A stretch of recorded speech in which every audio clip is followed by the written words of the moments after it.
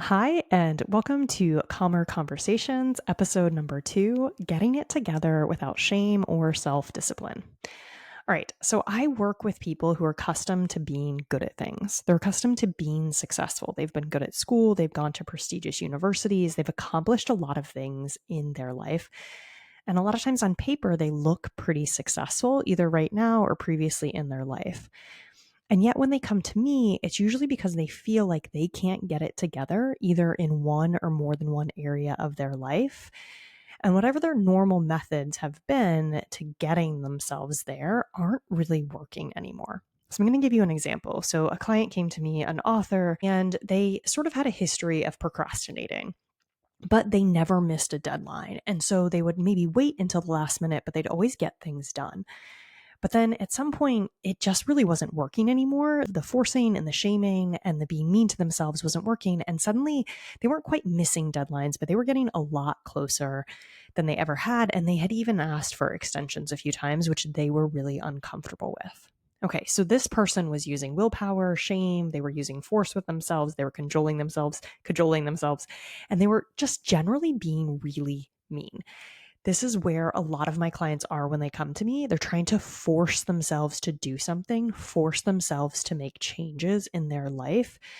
And they're doing this by being really mean to themselves. So not only is what they're doing not working, but they're adding insult to injury by telling themselves what a failure they are. And they're spending a lot of time in shame and guilt and feeling like a failure and feeling even maybe dejected or despondent about what's happening in their life. And if you're in this cycle, it can feel never ending. And so on paper, you might look like a success or your life might look really great. You don't feel great in it. And you're in this kind of continuous thing of why can't I get it together, feeling like a failure, making plans for how you're going to be different, and then the whole thing repeating itself again. Okay, so you might raise your hand or nod along or just say, yeah, me too, if currently you are being mean to yourself, if you consider yourself your own worst critic, if you never give yourself or rarely give yourself credit for what you do day to day, if you say things to yourself you would never say to a loved one, a friend, or perhaps even an enemy.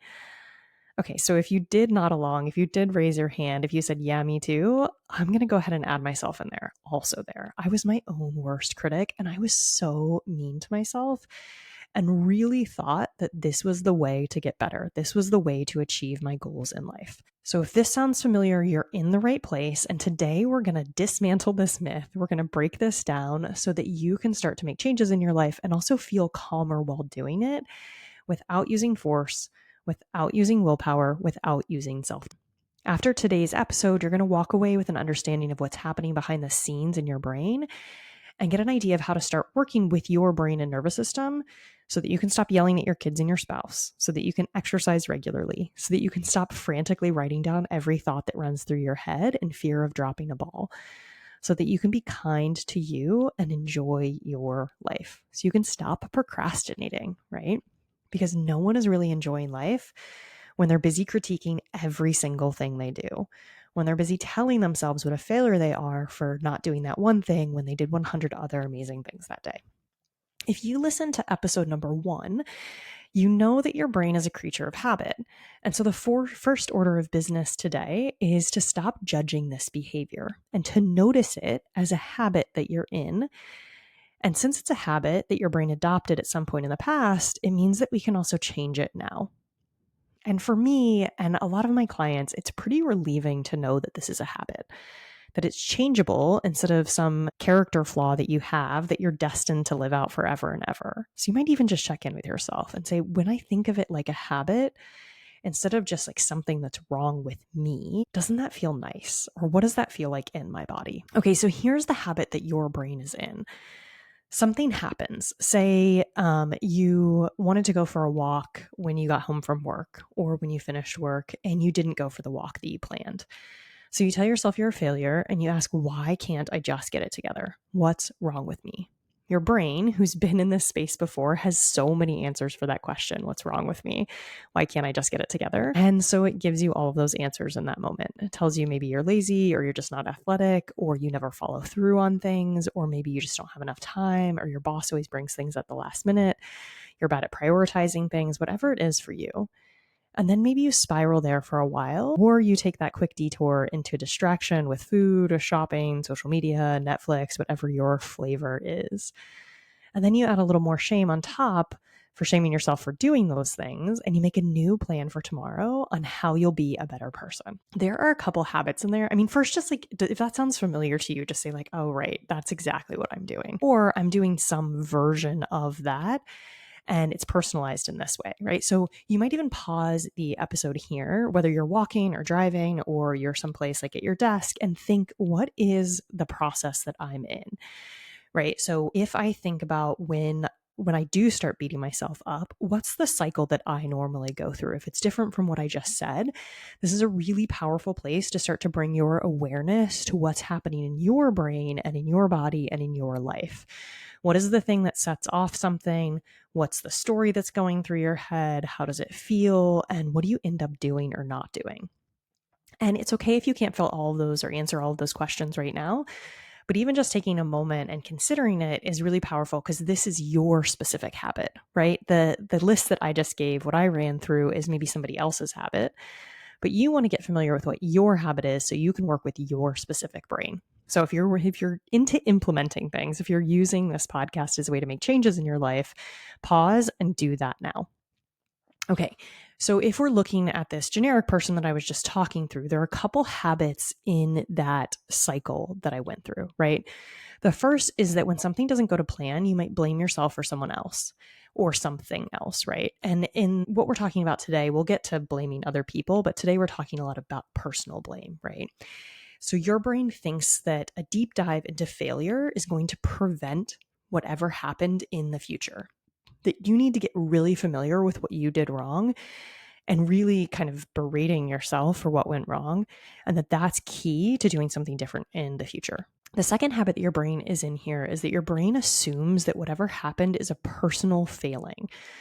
So that there is a character flaw or there's something about you that has caused this to happen. So you have a fundamental flaw that you need to overcome in some way, right? And we all assume that we're the only ones dealing with this. And promise, I know running groups, the number of times where somebody mentions something and other people are like, wait, that happens to you too, or I'm exactly in that same spot. So there's this thing that your brain does where it thinks it's just me. It's just something I need to solve on my own. It's my personal problem. The third habit that your brain is in there is that it thinks bringing up your failures will help you do something different next time, right? And this goes a little bit into what I talked about with one about going the deep dive into failure is going to prevent it in the future. But noticing that you probably learned at some point, like we all have, that beating yourself up is the way to change the future. So getting really clear on how awful you are, on what a character flaw this is, going into great detail about all of that is what's going to help you from doing it in the future. And then there's the outcome that those mental habits have, which is feeling a certain way, right? Like maybe feeling ashamed, feeling like a failure, feeling generally bad about yourself. And then there's the actions. So reacting to / avoiding those emotions by perhaps going down the ice cream and Netflix rabbit hole or doing something else to help you feel differently in your life. Because often we really don't like feeling ashamed and like a failure. We'd really prefer to feel some other way in our life. And so we do whatever we can to feel that way, right? So there's that part of your brain, the motivational triad, conserving energy, avoiding pain, and seeking out pleasure. When your brain feels something pain, like feeling shame or feeling like a failure, very often its natural reaction is to do something to create the opposite, to create pleasure.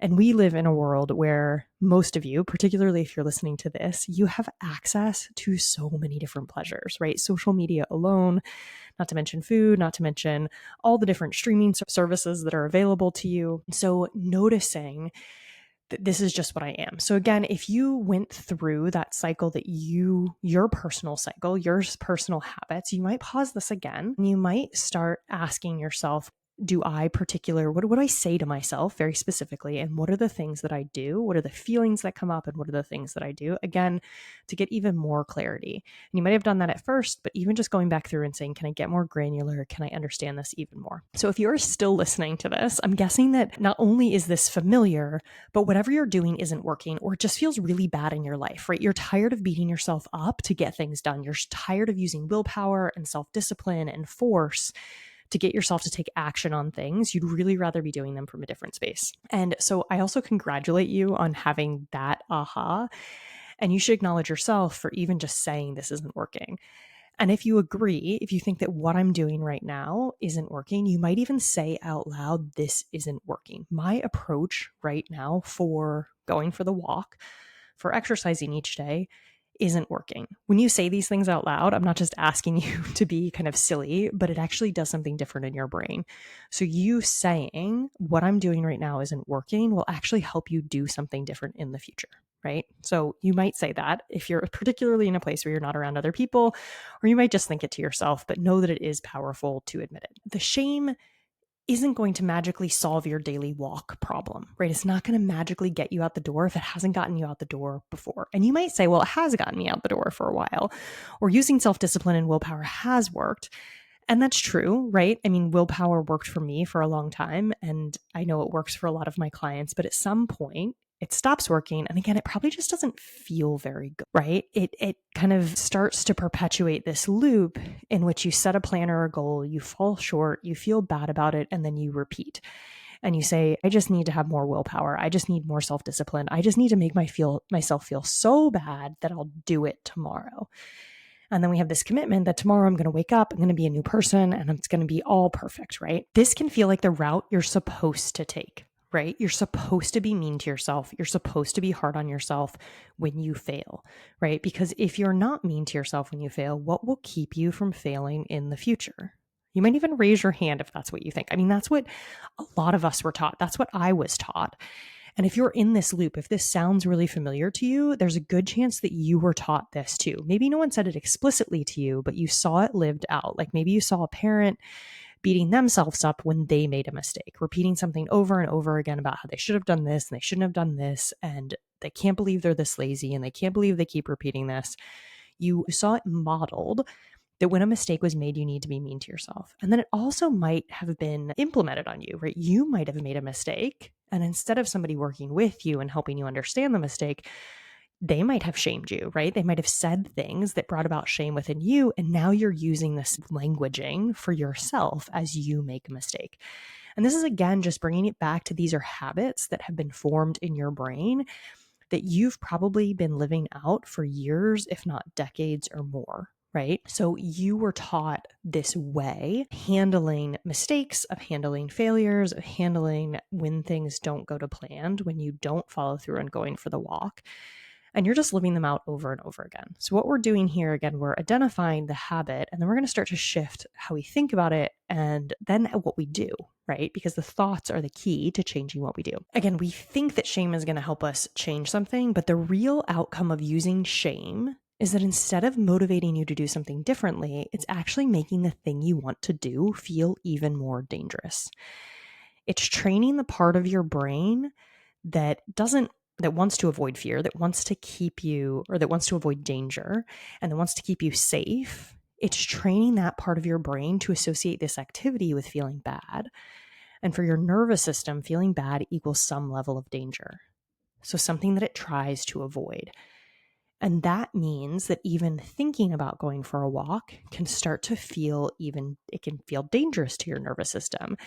It can bring in that fight, flight, freeze, fawn response so that you are even less likely to do it in the future.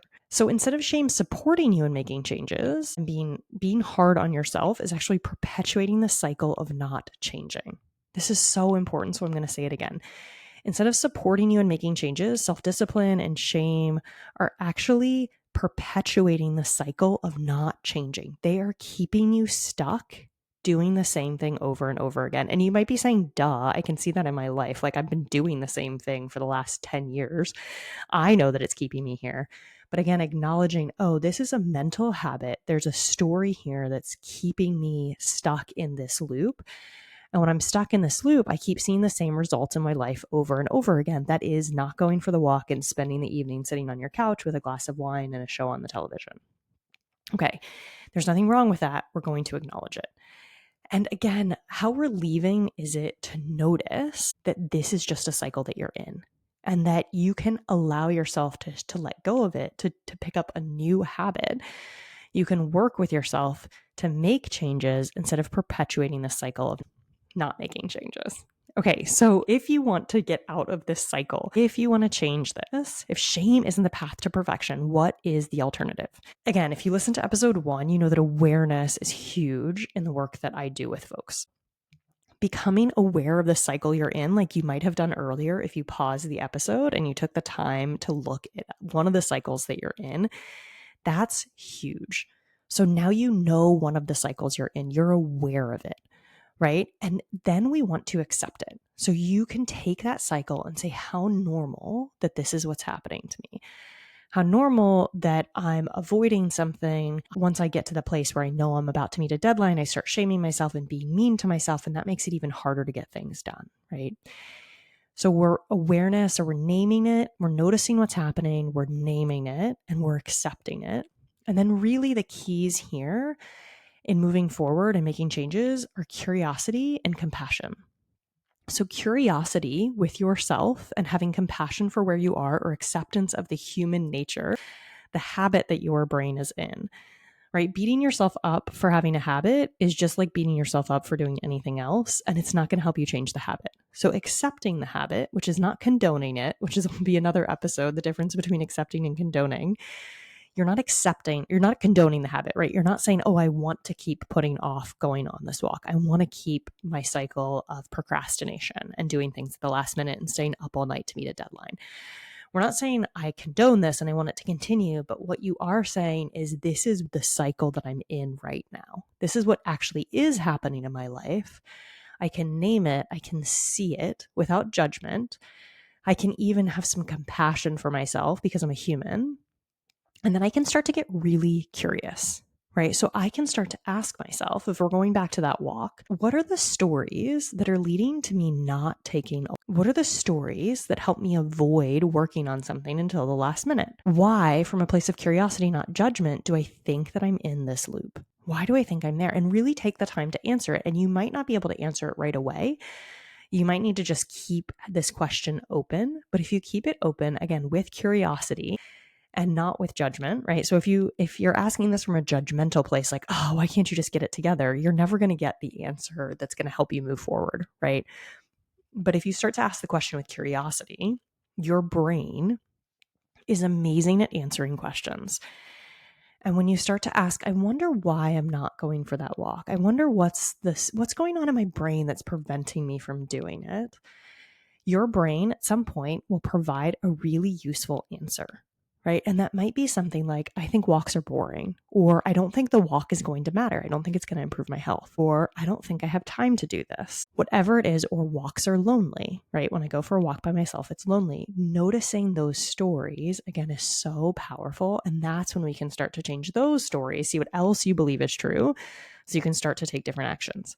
But before you move to that place, right, knowing that's where you're going, really, truly stay in the curiosity.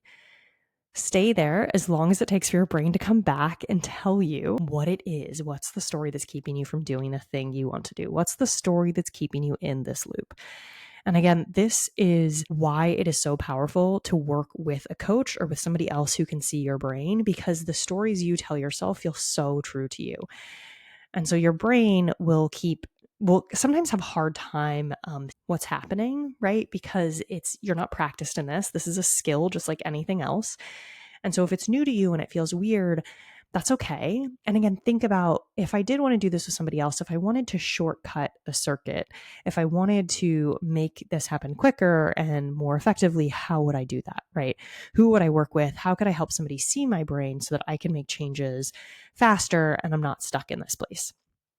But know that you can do this on your own. It might take longer. It might not be as effective, but you can do it. But keep asking the question from curiosity. Keep asking yourself, why am I in this cycle? What are the thoughts that are leading me to take these actions that I don't want to be taking, or not doing the thing that I want to be doing? Okay, so you made it till the end. Shaming yourself doesn't work, right? That's the main takeaway here. Being hard on yourself doesn't work. And even self-discipline and willpower, while they are effective to some degree, actually they're not that effective in the long run. They're not, they can help you do something temporarily because you're using fear and force and your brain wants to avoid fear and force. But at some point they stop being as effective because your brain kind of is onto you. And if you want to make real changes, you have to take a different approach, right? You have to go from a different angle. And again, if you're listening to this, you know that intimately. You know that this doesn't work long term. And in fact, the changes that you make using willpower often only last for a certain period of time, and then you immediately revert to wherever you were before. And that's because you haven't taken the time to change those mental patterns, to become aware of them, to notice them, and then shift them. All right. So if you are somebody who is your toughest critic, who is really hard on themselves, I hope that this episode has helped you see why that maybe isn't the path you want to be going down, and why perhaps having a little more compassion for yourself and being a little kinder to yourself might be where you want to go in the future. Again, if you want to do this work with somebody, make sure you check out the club. If you want to do it with me, you can come get coached every week. We can start looking at your brain and we can start noticing what these patterns are. Otherwise, start to do this work on your own. Go through, do the exercises I suggested, and see if you can start to become a scientist and looking at your own brain, noticing your own thought patterns so you can shift and change them. All right. Thanks for tuning in. I will see you next time.